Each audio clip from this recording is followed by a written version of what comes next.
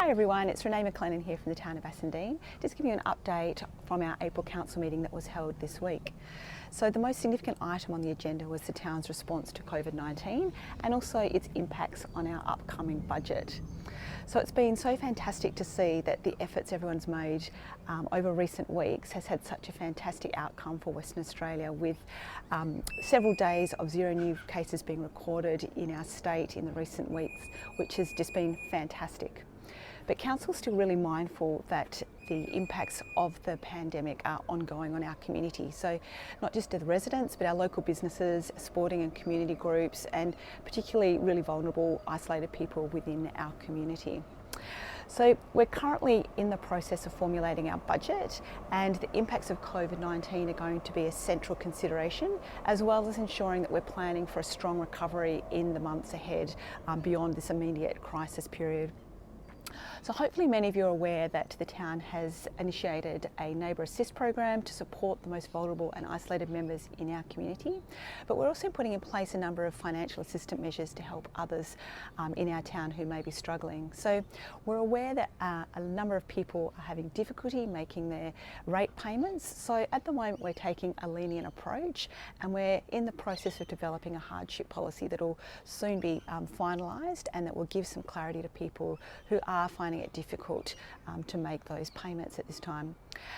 We've also decided to waive the lease fees and licence fees for our community groups and sporting groups to help them through this difficult time. And for small businesses who would normally have to pay to have health and food inspections, we're waiving those fees for those that have been significantly and negatively impacted by COVID-19. So I mentioned as well that we're looking at how we can facilitate a strong recovery, and a lot of that comes down to having a really well considered planning framework so that we can encourage investment and economic development in our town in the months ahead. So at this week's council meeting, council considered the development of a design review panel as one tool for us to use to encourage high quality development in our town. We know that's a high priority for our community from the feedback we've had from recent consultation, and this will be one tool that will help us to deliver that. Our planning team is also working on formalising our local planning strategy review and our local planning scheme, developing a new one. And these are going to be important planning tools to allow us to deliver the kind of planning outcomes and the vision that our community has identified during the Bassendean, our future consultation. We're actively looking for opportunities to encourage development in our town centre, to bring some economic stimulus and encourage employment within our town. So as I mentioned, we're currently in the process of formulating our budget for the coming financial year. And local governments aren't immune to the effects of COVID-19. It's a really challenging time. Not only has the pandemic impacted on our services and our operations, but it's also having a really significant impact on our income and our cash flow. So at this stage, local governments haven't been offered any kind of financial assistance from the federal or the state government. So there's no assistance in the form to help us to retain staff, but also to assist in economic stimulus packages such as new projects and economic development within the local community. So this makes it really difficult.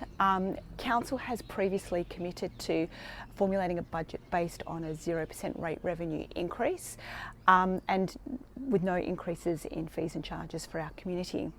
So the intention of Council was to essentially freeze rates for all of our ratepayers so that people would receive a rates notice that was exactly the same, identical to the year before, to minimise the impact of rate burden for our community, but also to give some certainty to people as they plan their budgets coming up.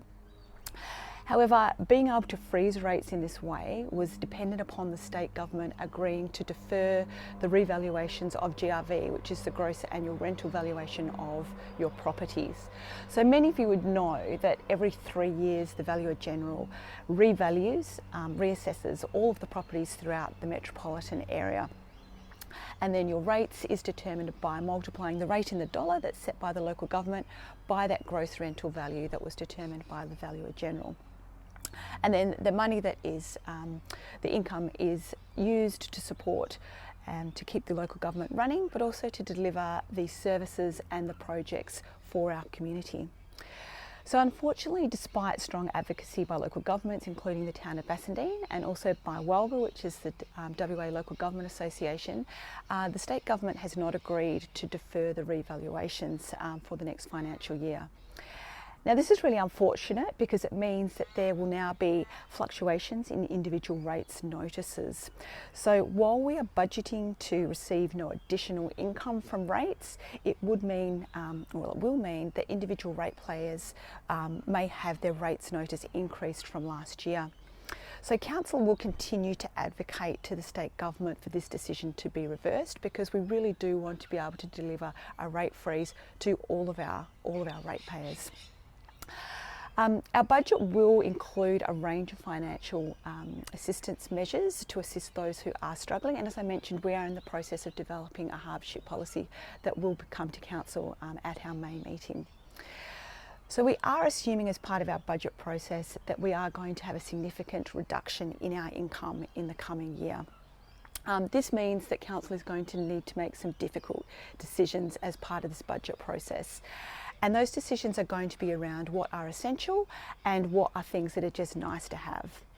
So as a result, we're reviewing all of our projects. So many of you will be aware of projects that we have previously committed to.